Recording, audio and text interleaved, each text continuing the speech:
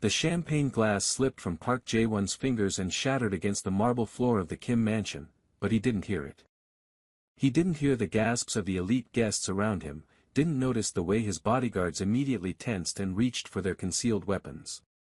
The most feared mafia billionaire in all of Seoul, a man who had made grown men weep with a single glance, stood frozen like a statue, his dark eyes locked on the slender hand of the woman collecting empty glasses from a nearby table.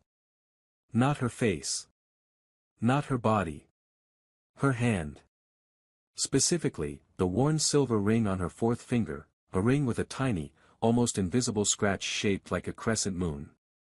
A ring he had carved that scratch into himself, 18 years ago, with a rusty nail and trembling fingers, while promising a little girl with beautiful dark skin and eyes full of stars that he would find her again. "I'll marry you," he had whispered that night, his 10-year-old heart breaking as they dragged her away from the orphanage. "I'll become rich and powerful, and I'll marry you. Just wait for me, Adeora.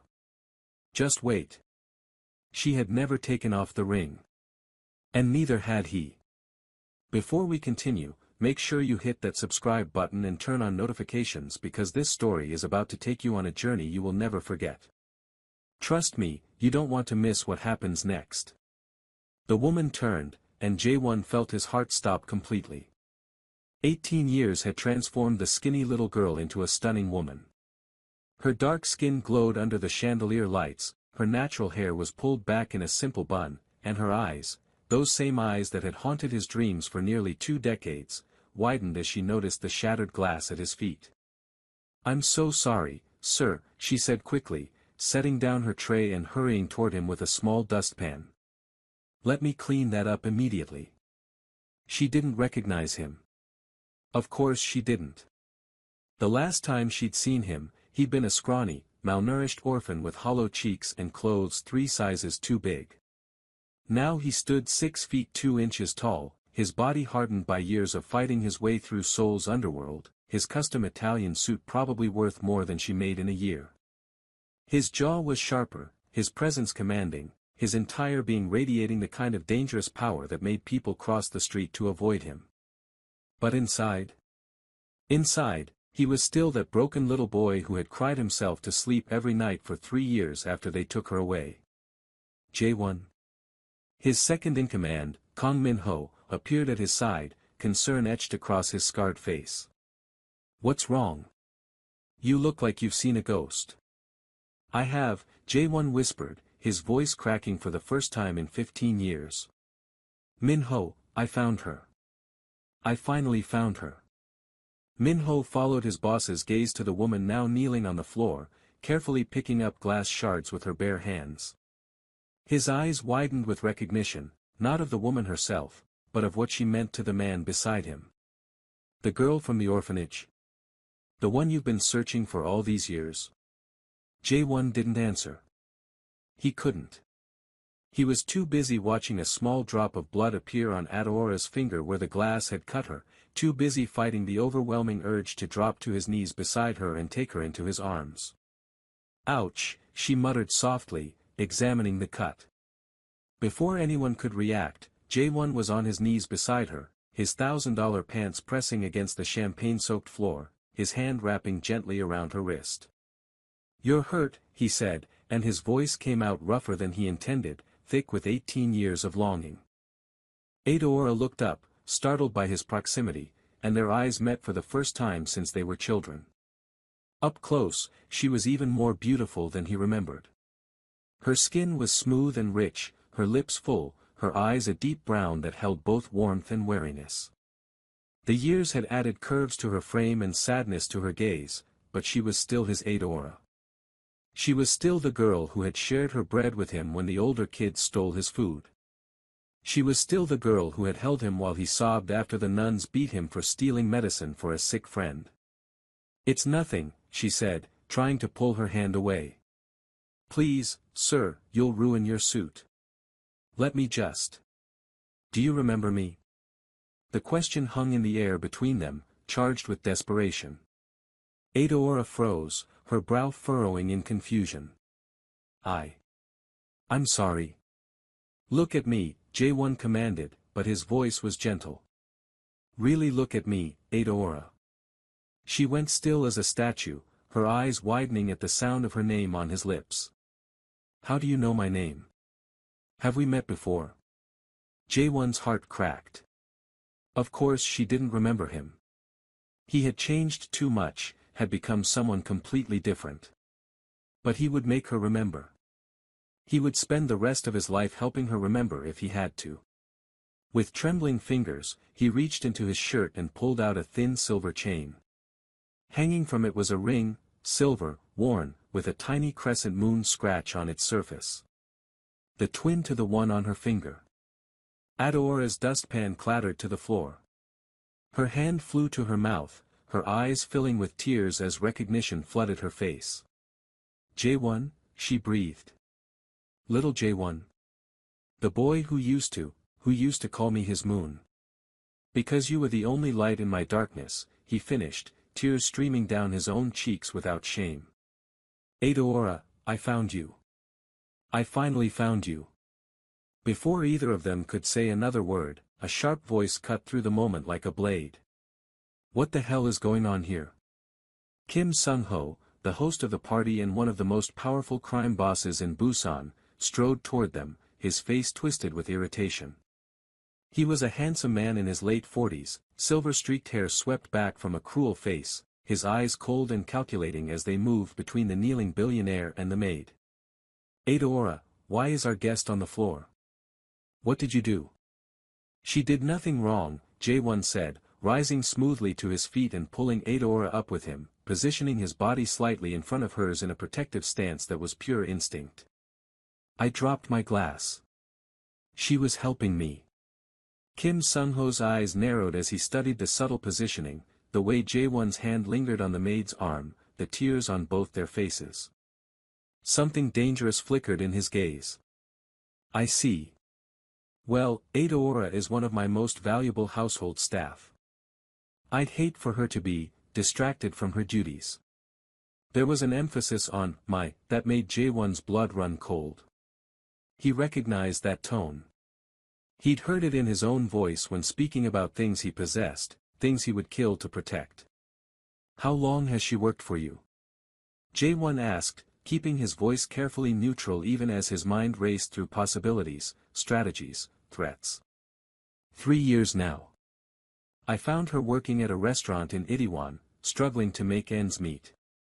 I offered her a position here, a place to live, protection. Kim Sung-ho's smile didn't reach his eyes. She's been very grateful. Adora's hand tightened almost imperceptibly on Jaewon's arm, and he felt a tremor run through her body. Fear. She was afraid of this man. Every protective instinct in Jaewon's body screamed to life. He had built an empire on violence and blood, had done terrible things to rise to the top of Seoul's underworld, but he had always told himself it was for this moment. To become powerful enough to protect the ones he loved. To become powerful enough to find her. Now he had found her, and she was living in the house of his rival, wearing the clothes of a servant, and trembling with fear at the sound of her employer's voice. Mr. Kim, Jaewon said, and there was ice in his tone now, the kind of cold that made seasoned criminals beg for mercy. I believe we need to discuss some changes to our business arrangement. The party continued around them, but tension crackled in the air like electricity before a storm. Two of the most powerful men in Korea's criminal underworld faced each other, and between them stood a woman who didn't know she was about to become the center of a war. Pause for a moment. If you're enjoying this story, drop a comment below telling me what you think will happen next. Will Jaewon be able to save Adora? What secrets is Kim Sung-ho hiding? Let me know your theories. 3 hours later, Jaewon sat in the back of his armored SUV, his fists clenched so tightly that his knuckles had turned white. Minho sat across from him, scrolling through a tablet filled with information. Kim Sung-ho acquired her 3 years ago, Minho reported grimly. His men found her working double shifts at a restaurant and a cleaning company, sending most of her money back to Nigeria to support her younger siblings after their parents died. He offered her a job that paid triple what she was making, with room and board included. And the catch? Minho hesitated. He's been patient. Building her dependency on him. Making sure she has nowhere else to go. But according to our sources within his household staff, he's been making more direct advances recently. She's been resistant, but she's trapped, Jae-won finished, his voice deadly quiet. She can't leave without losing her income, her housing, and potentially putting her siblings at risk. There's more. Min-ho's jaw tightened. Kim Sung-ho isn't just interested in her romantically.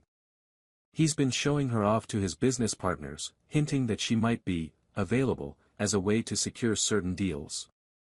The growl that escaped Jae-won's throat was barely human. I will destroy him. I will tear down everything he's built brick by brick, and I will make him watch. Jae-won, we need to be strategic about this. Kim Sung-ho controls 60% of the southern drug trade, and he has powerful allies. If we move too quickly, then find me leverage, Jae-won snapped. Find me everything.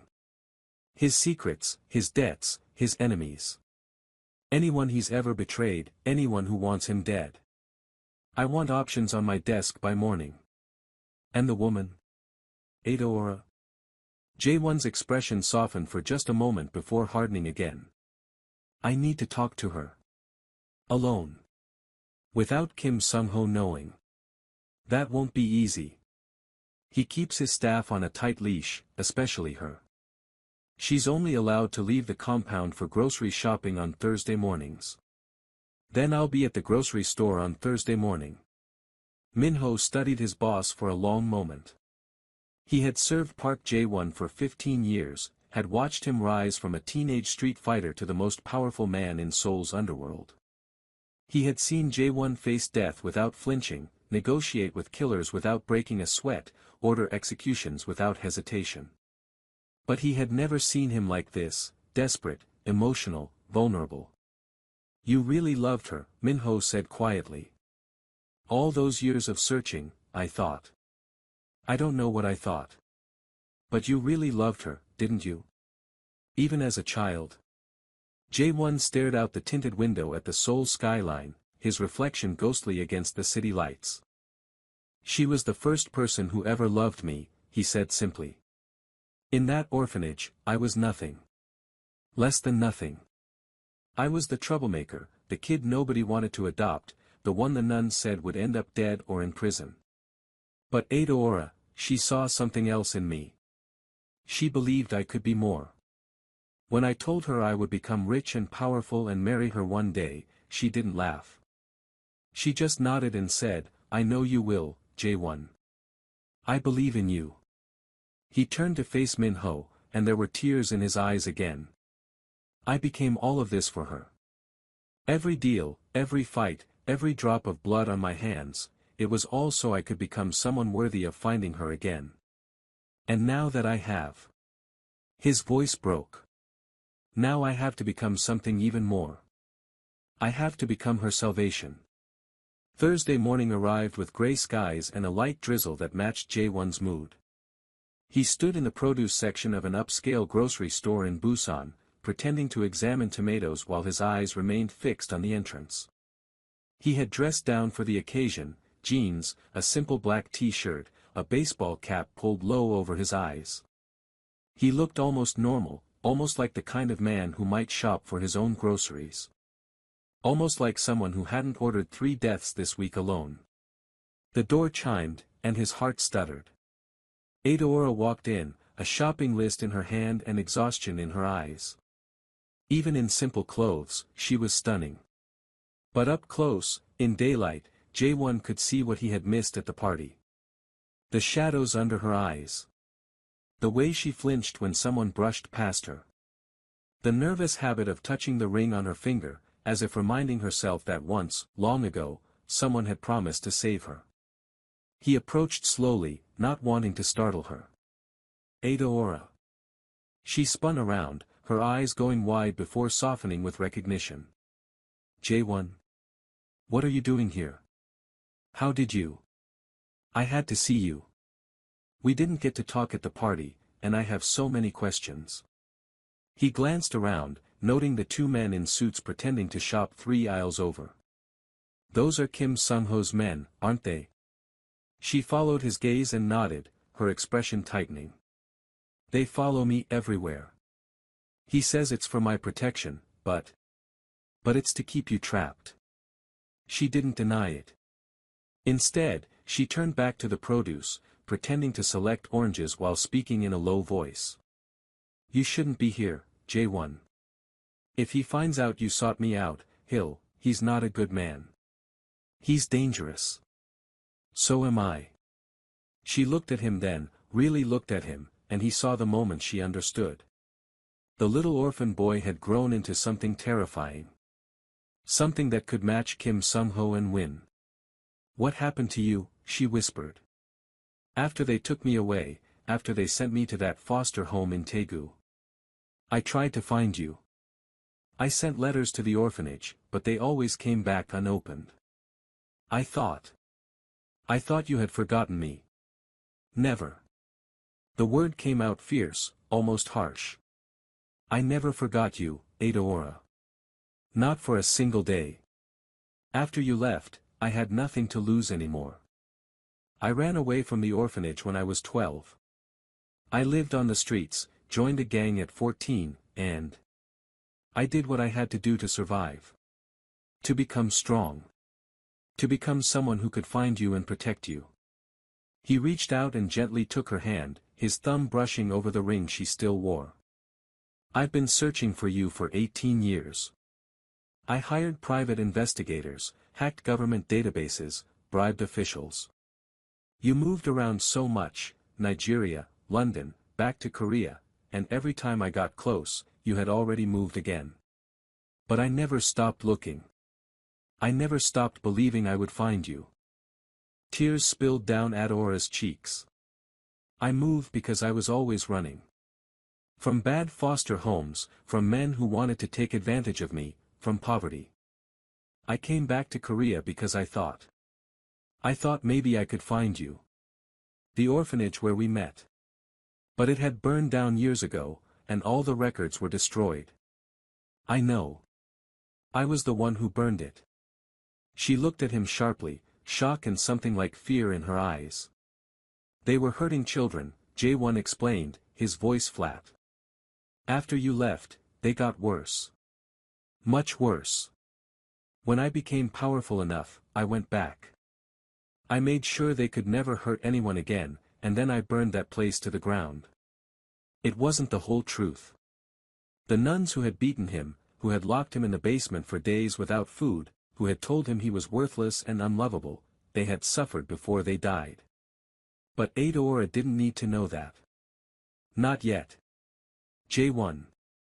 She shook her head, overwhelmed. I don't know what to say. This is all so much. You're not the boy I remember. No, he agreed. I'm not. I've done terrible things, Adeora. Things that would make you look at me differently if you knew.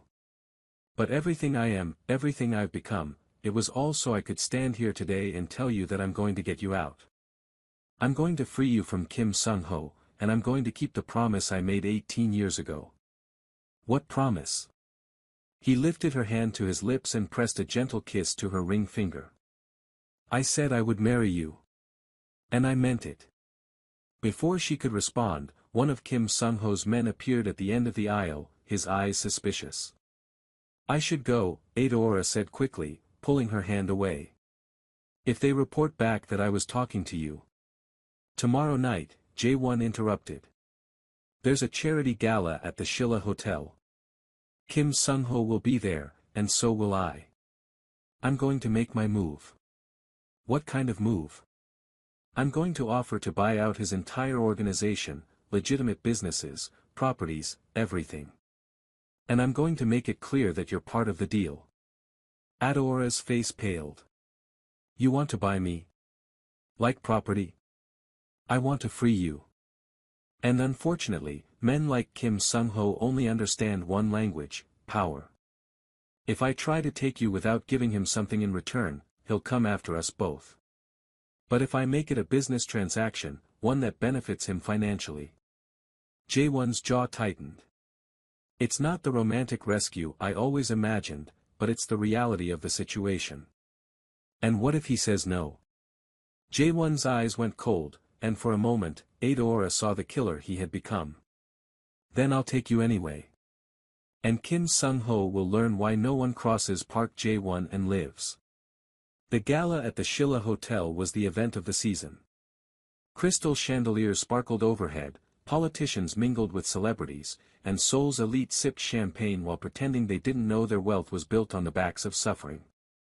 Kim Sung-ho arrived with Aora on his arm. It took every ounce of Jae-won's self-control not to murder him on the spot. She was dressed in a stunning red gown that hugged her curves, diamonds glittering at her throat and ears. She looked beautiful, and miserable. Her smile was fixed, her eyes hollow, and every time Kim Sung-ho's hand touched her waist, she flinched almost imperceptibly. Easy, Min-ho murmured at Jae-won's side. We have a plan. Stick to the plan. Jae-won took a deep breath and fixed his mask of calm confidence into place. Then he walked across the ballroom floor toward his target. Kim Sung-ho, he said, extending his hand with a smile that didn't reach his eyes. What a pleasure to see you again. Park Jae-won. Kim Sung-ho shook his hand, squeezing just a little too hard. I was surprised to hear you would be attending. You usually avoid these events. I've decided to expand my social horizons. And my business ones. Jae-won's gaze flickered briefly to Aora before returning to Kim Sung-ho. I have a proposal that I think you'll find interesting. Oh. And what might that be? A complete acquisition of your Busan operations. 40 billion won, transferred to accounts of your choosing. You walk away rich enough to retire anywhere in the world, and I take over everything. Jae-won paused meaningfully. Everything. Kim Sung-ho's expression didn't change, but his grip on Aora's waist tightened. That's quite an offer. But I'm not sure I'm ready to retire just yet. Perhaps we could discuss it further. In private. The two men stared at each other, predator to predator, while Aora stood frozen between them. I have a private suite upstairs, Kim Sung-ho finally said. We can talk there. Aora, go mingle with the other guests. Actually, Jae-won interrupted smoothly, I'd prefer if she joined us. Since she's part of what I'm proposing to acquire. The words hung in the air like a declaration of war. Kim Sung-ho's face darkened, and for a moment, Jae-won thought he would refuse. But then a calculating look entered his eyes. Fine. This should be interesting. If you're still with me, hit that like button right now. Things are about to get intense, and I want to know you're locked in. The private suite was opulent, all gold trim and velvet furniture, but the atmosphere was anything but luxurious. Tension crackled between the two men as Aora sat rigidly on a sofa between them. Let's stop playing games, Kim Sung-ho said, pouring himself a whiskey. You don't want my business operations, Park. You want her. I want both. But yes, she's the primary objective. Kim Sung-ho laughed, a cold, cruel sound. And what makes you think she's available? Aora and I have an arrangement. An arrangement where you keep her trapped and terrified? Jae-won's voice was ice. I've done my research, Kim. I know exactly what you've been doing. The isolation, the financial control, the threats against her family in Nigeria. You've been grooming her for 3 years. I've been patient. Kim Sung-ho's smile was predatory. Building something meaningful takes time. Aora understands that, don't you, my dear? Aora said nothing, but her hands were shaking. 50 billion won, Jae-won said flatly. Final offer. You take the money, relocate to Singapore or wherever you want, and never contact her again. And if I refuse? Jae-won leaned forward, and the temperature in the room seemed to drop 10 degrees. Then I stopped being polite. For a long moment, silence reigned. Then Kim Sung-ho set down his glass and pulled out his phone. Did you really think I wouldn't do my research on you, Park Jae-won? The boy from the orphanage who clawed his way out of the gutter. The street rat who somehow became a billionaire. He showed them his phone screen, a photo of Jae-won and Adora as children, standing outside the orphanage, their tiny hands clasped together. I've known who she was to you since the day I recruited her. Why do you think I chose her specifically? Adora made a small, wounded sound. You targeted her because of me? Jae-won's voice was barely human. I targeted her to control you. Eventually. I knew one day you'd come sniffing around, and when you did. Kim Sung-ho's smile widened. I'd have leverage. The great Park Jae-won, brought to his knees by a childhood sweetheart. Jae-won was on his feet in an instant, but Kim Sung-ho was faster. He grabbed Adora, pulling a gun from his jacket and pressing it to her temple. He taunted. Let's not be hasty. I may not be as powerful as you, Park, but I'm not stupid. I have 12 armed men in this hotel, all loyal to me. If anything happens to me, they have orders to kill every person in this ballroom, starting with the Nigerian ambassador's wife. That would be inconvenient for Adora's immigration status, don't you think? Jae-won forced himself to stillness, his mind racing. What do you want? What I've always wanted. Partnership. Your resources, combined with my operations. We could rule all of Korea together, Park. And Adora.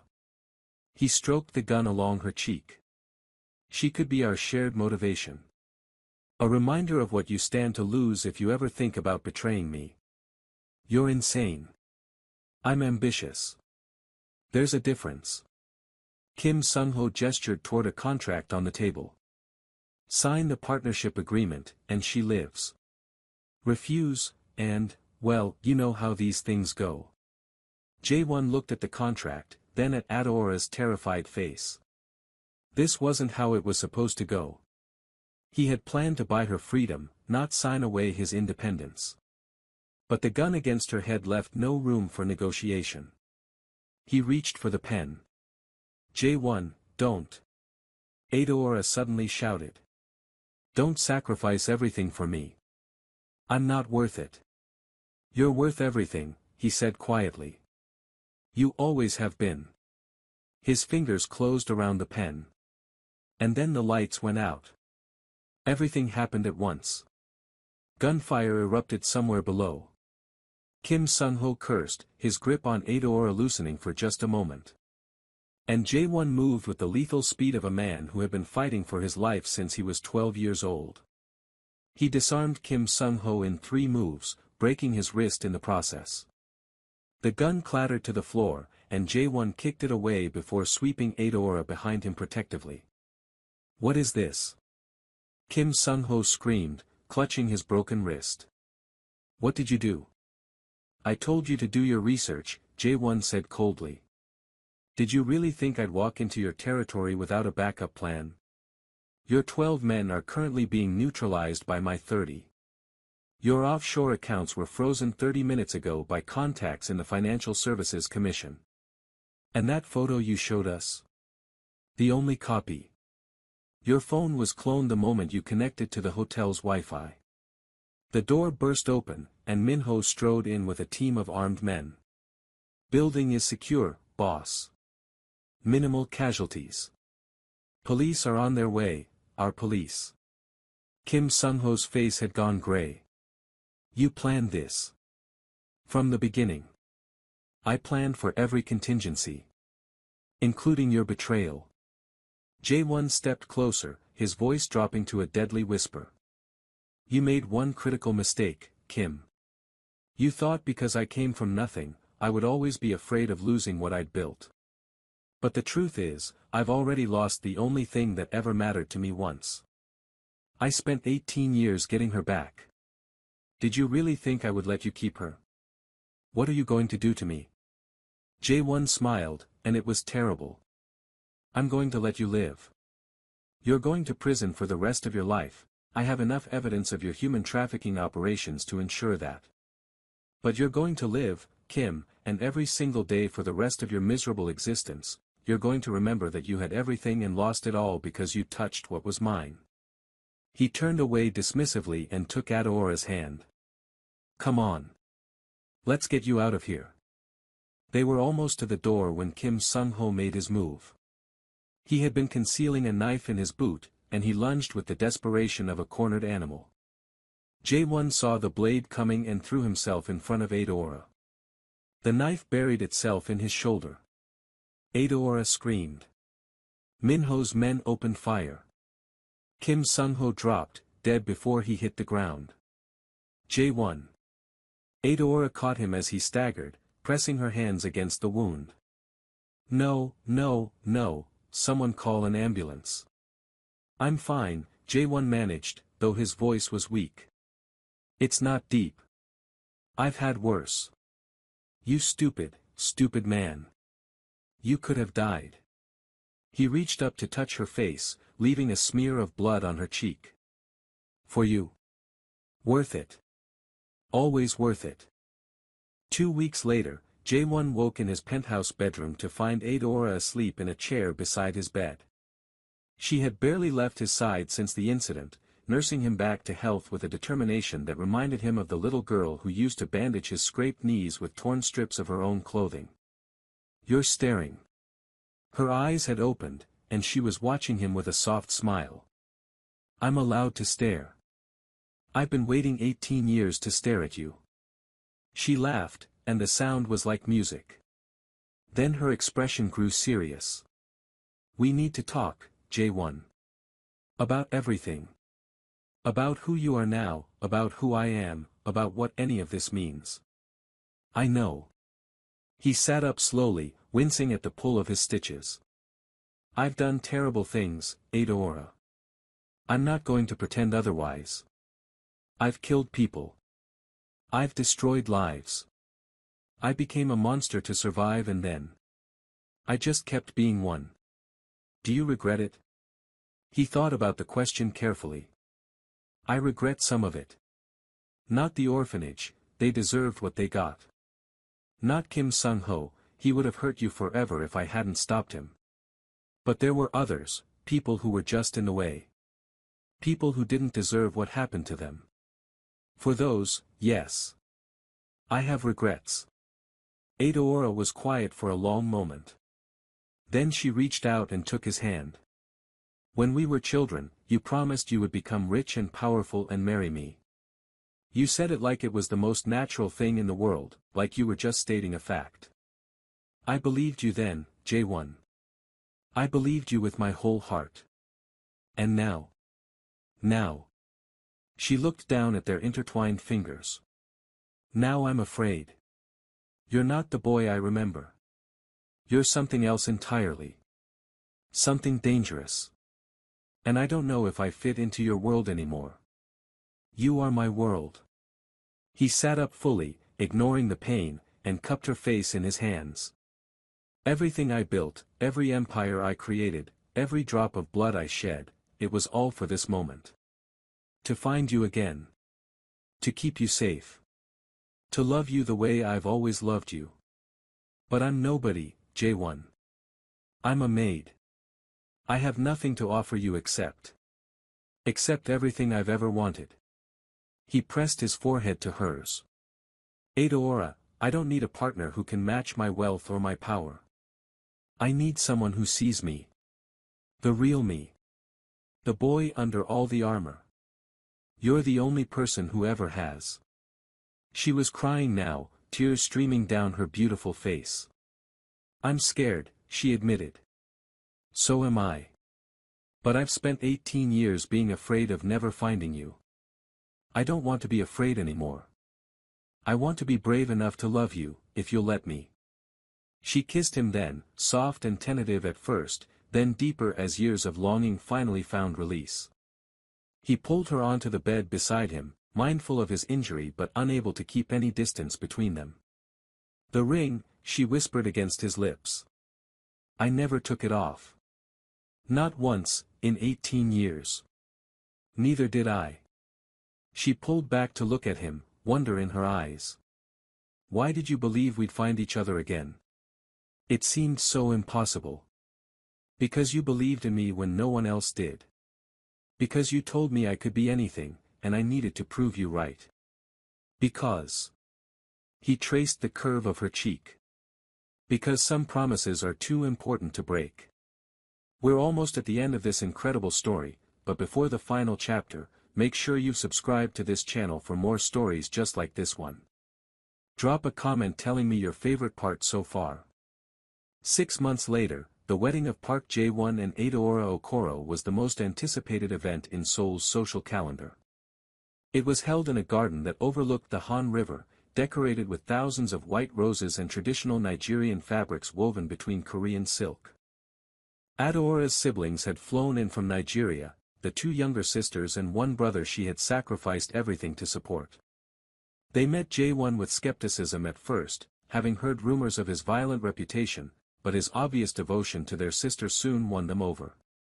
"He looks at you like you hung the moon," her sister Kayamika whispered as they prepared for the ceremony.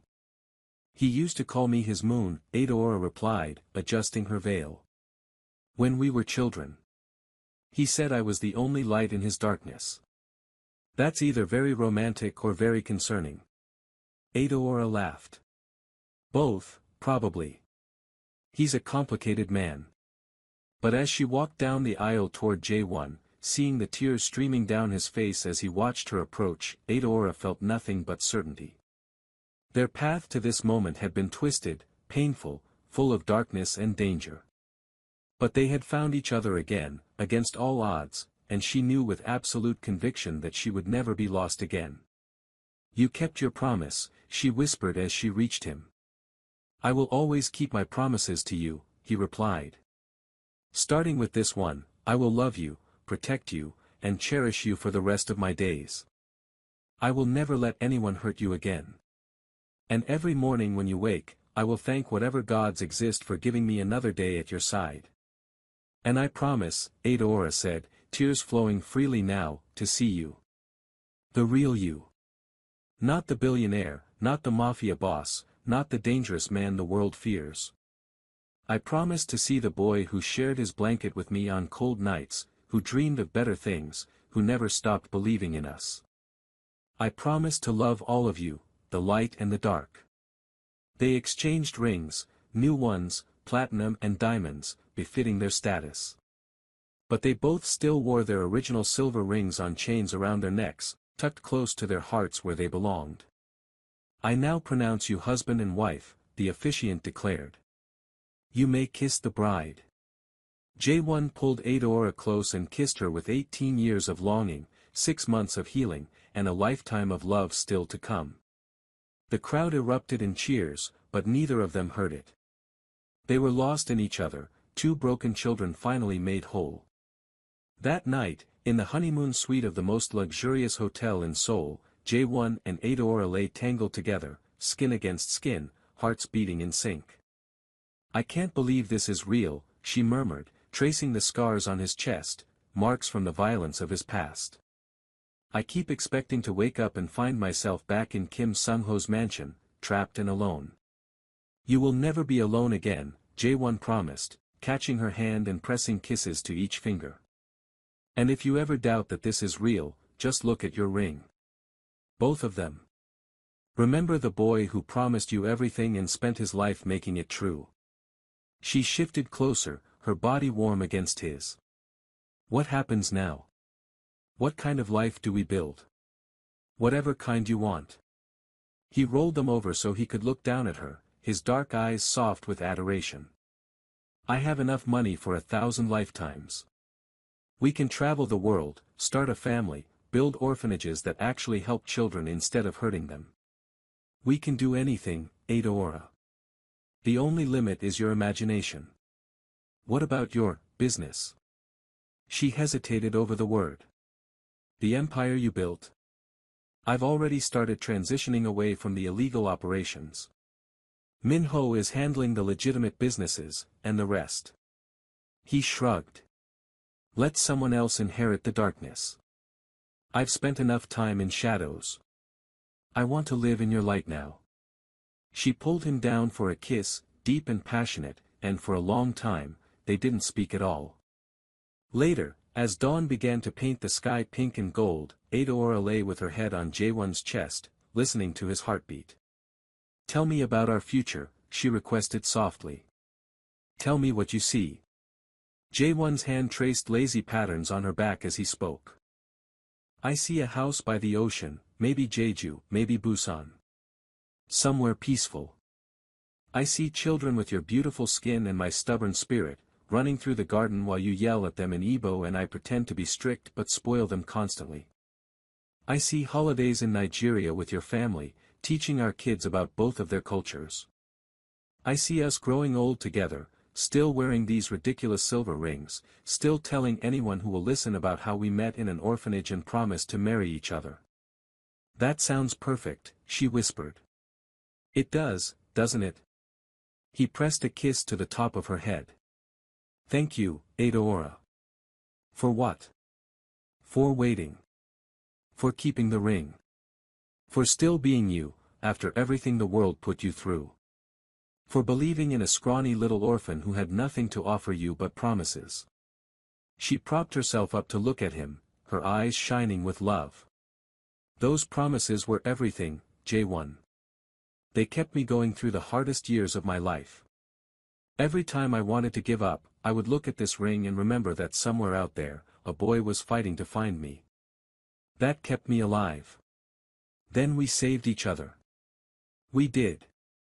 They kissed as the sun rose over Seoul, two people who had survived impossible odds to find their way back to each other.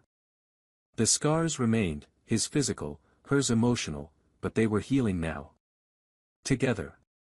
Some might say their love story was written in the stars. Others might call it coincidence, luck, or fate. But Park Jae-won and Adeora Okoro knew the truth. Their story was written in sacrifice, in resilience, in the unshakable belief of two orphan children that love could conquer anything. It was written in silver rings worn for 18 years, in promises kept against all odds, in the refusal to give up on each other even when the whole world said it was impossible. It was a love story for the ages. And it was only just beginning. Thank you so much for staying with me until the end of this incredible journey. If this story touched your heart, don't forget to like this video, subscribe to this channel, and hit that notification bell so you never miss another story. Share this with someone who believes in love, and drop a comment below telling me what you thought. Should I write a part 2? Let me know. Until next time, take care of yourselves, and remember, the greatest love stories are worth fighting for.